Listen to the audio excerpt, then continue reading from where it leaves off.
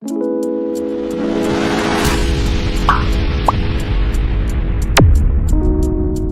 के साथ हम कार्यक्रम को आगे बढ़ाते हैं और चलिए बुलाते हैं आज के हमारे जो अगले मोटिवेशनल स्पीकर हैं, जो आपको अगेन कुछ चुनिंदा टिप्स बताएंगे ताकि आप उनको अपने जीवन में अप्लाई करें, एक सुयोग शिक्षक बन सके। So ladies and gentlemen, please put your hands together and give a big round of applause for the one and only Viren sir.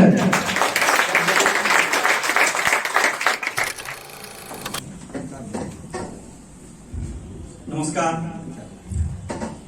मैं धीरेन्द्र कुमार झा पिछले 11 सालों से एसटीवी से जुड़ा हुआ हूं और आज मैं आप सभी लोगों का हार्दिक अभिनंदन करता हूं और मैं कुछ अच्छे शिक्षक की क्या विशेषताएं होनी चाहिए उसके बारे में मैं कुछ टिप्स बताने जा रहा हूं। आप लोग ध्यान से सुनिएगा। देखिए, शिक्षक शब्द 3 अक्षरों से मिलकर के बना है, स, अक्ष और क। स से मतलब होता है शीलवान, अक्ष से मतलब होता है क्षमावान और क से मतलब होता है कर्मवीर। शीलवान का तात्पर्य यह हुआ कि उनका कैरेक्टर अच्छा होना चाहिए, उनकी छवि ईमानदार होनी चाहिए, क्योंकि बच्चे आपके जो छवि है उसको ज्यादा फॉलो करते हैं, तो इसलिए आपके छवि का ईमानदारी होना बहुत जरूरी है। और जैसे कि कुछ शिक्षक ऐसे रहते हैं जो पढ़ाने के वक्त में ही कुछ अलग टॉपिक पर बात करने लगते हैं, मतलब टाइम पास करने वाला बात करते रहते हैं, जो कि ऐसा नहीं होना चाहिए, ईमानदार होना चाहिए। उसके साथ साथ जैसे कि आप सभी लोग जानते हैं कि एसटीवी के द्वारा कुछ गिफ्ट्स भी बांटे जाते हैं। कुछ शिक्षक इसमें ऐसे भी रहते हैं कि जितना उनके पास स्टूडेंट रहता है, मान लीजिए चार स्टूडेंट हैं, वो उससे ज्यादा ले लेते हैं, 5-6 ले लेते हैं, मतलब धोखा दे करके। ऐसा जैसो नहीं होना चाहिए। कहने पर हो गया कि मेरा जो है सो छवि ईमानदार होना चाहिए, अर्थात शिक्षक की छवि ईमानदार होनी चाहिए।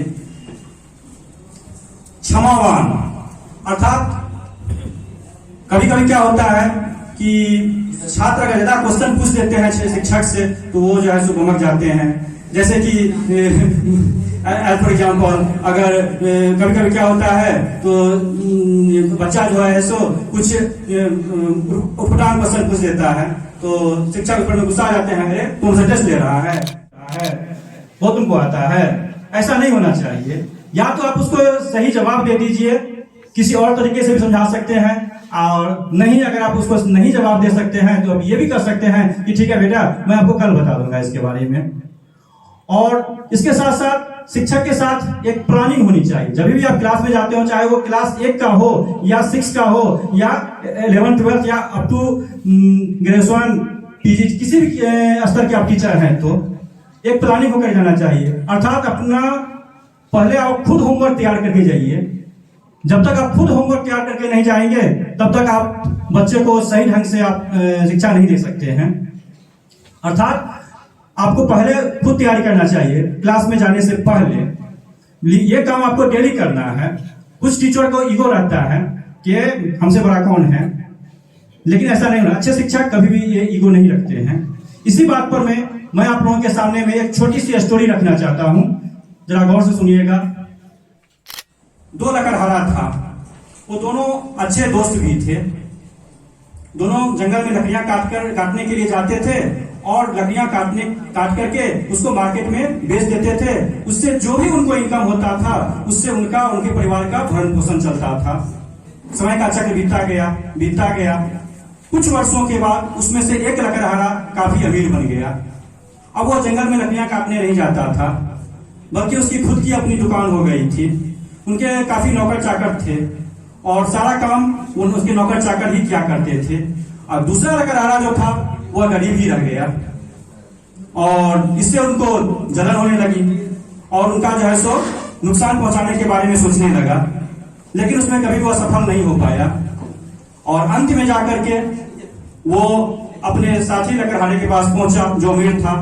बोला, यार तुम इतने दिनों से हम दोनों साथ साथ काम कर रहे हैं। तुम भी लकड़ियां काटता था, मैं भी लकड़ियां काटता था, मैं तुमसे ज्यादा मेहनत भी करता था, लेकिन तुम इतना अमीर बन गया और मैं यहाँ का यहाँ रह गया, क्या तुमको कोई खजाना तो नहीं मिल गया?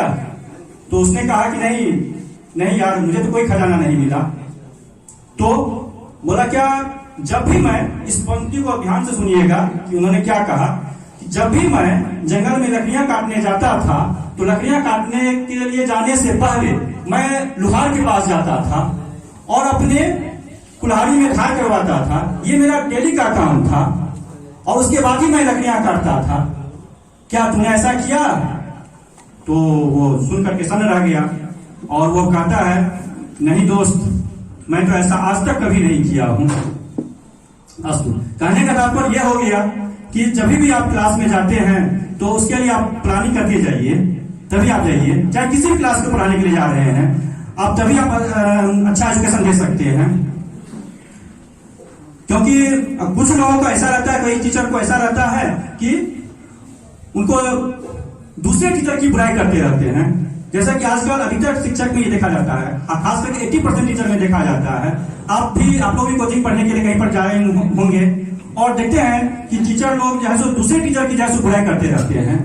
अरे वो ऐसा है, दिस डैट, ये सब बोलते रहते हैं।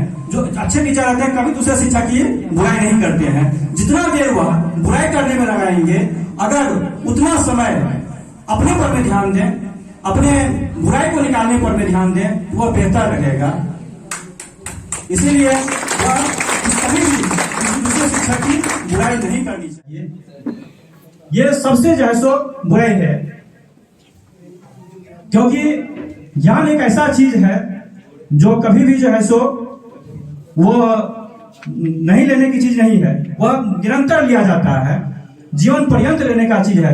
को याद रखें, कोई भी शिक्षक ऐसे नहीं है कि जो परिपूर्ण है, सब में कुछ ना कुछ खामी है। और इसीलिए ज्ञान जो है सो हर समय जो है सो लिया जाना चाहिए। और उसके साथ साथ अगर इसमें कोई गार्जियन है, उसके लिए भी मैं कुछ संदेश देना चाहता हूं कि अपने बच्चों पर में अनावश्यक दबाव ना डालें। जैसे कभी कभी क्या होता है कि बच्चों का चॉइस है कि हम इंजीनियर बनना चाहते हैं, तो वो कहते हैं क्या, नहीं इंजीनियर नहीं तुमको बनना है, तुमको जो है सो डॉक्टर बनना है, तुम उसका तैयारी करो, तुम नीट का प्रिपेयर करो। और वो उसके प्रेशर में रहता है, ना तो वो इंजीनियर बन पाता है, ना तो वो जो है सो डॉक्टर बन पाता है। कभी कभी ऐसा होता है कुछ बच्चों का चॉइस रहता है सिंगर बनने का, बोला क्या ये कोई काम है, ये कोई क्या ढोलक बजाना बजा रहे हो, ये सब कुछ नहीं है, चलो ये सब छोड़ो, जैसो ये सिंगर बड़ा काम करो, सब पढ़ाई करने के बाद बहुत जैसो गाना बजाना करने वाला आया है। कोई क्रिकेटर बनना चाहता है, कहता है ये सब क्या है, ये सब कुछ नहीं है, ये सब कुछ नहीं होने वाला है, चल पढ़ाई करने के लिए बैठ। बल्कि उसको पढ़ाई में इंटरेस्ट ही नहीं है, वो पढ़ाई करना चाहता है, तो उस पर में जैसे अनावश्यक दबाव नहीं लाना चाहिए। कभी कभी ऐसा होता है कि मान लीजिए जब रिजल्ट निकलता है, किसी को आ गया 90% आता है, किसी को 60% आता है। जिसको 60% आता है वो कहते हैं क्या, जो है उसको जैसे बहुत क्रिटिसाइज करते रहते हैं गार्जियन, उस पर बहुत अनावश्यक प्रेशर डालते हैं। जिसको 90% आ गया, कभी कभी होता है उसका काफी पढ़ाई करते रहते हैं, बाद जाकर के इसका उल्टा हो जाता है। जो 60% लाते हैं वो और जो है अच्छा परफॉर्मेंस करते हैं, और 90% वाला जो है सो अच्छा परफॉर्मेंस उनका बाद जाकर गड़बड़ा जाता है। तो इस सब भी जैसे देखा जाता है।